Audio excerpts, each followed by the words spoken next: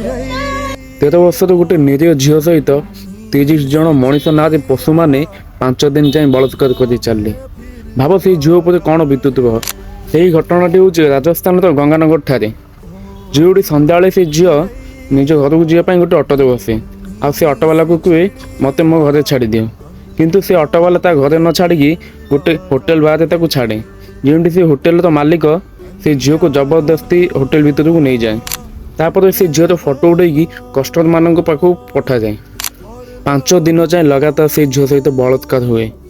5ଟାରୁ ଅଧିକ hotel change ହେଇଥାଏ। 30ରୁ ଅଧିକ ଲୋକମାନେ ସେ ବଳାତ୍କାରରେ ସାମିଲ ହେଇଥିଲେ। ଯେଉଁ କଷ୍ଟରେ ସେଇ ଝିଅଟି ଚିଲଉଥାଏ, ସେଇ ପଶୁମାନେ ଜବରଦସ୍ତି ସେଇ ଝିଅକୁ ମଦ ବି ପିଇ ଦେଉଥିଲେ, କାରଣ ଆଉ ସେ ନ ଚିଲେଇବ ବୋଲି।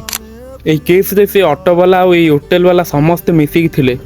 ବହୁତ ବଡ଼ ଲାଜର କଥା କି ଯେଉଁ ଦେଶରେ ଝିଅମାନଙ୍କୁ ଦେବୀ ରୂପେ ପୂଜା କରାଯାଏ, ସେହି ଦେଶରେ ହିଁ ଏମିତିଆ କାମ ସବୁ ହେଉଛି। ଏହି କେସ୍ରେ ଆପଣମାନଙ୍କ ମତାମତ କ'ଣ, ଆଉ ଏଇ ପଶୁମାନଙ୍କୁ କ'ଣ ଦଣ୍ଡ ମିଳିବ, ଆପଣ କମେଣ୍ଟରେ ନିଶ୍ଚୟ ଜଣାନ୍ତୁ। ହରେ କୃଷ୍ଣ।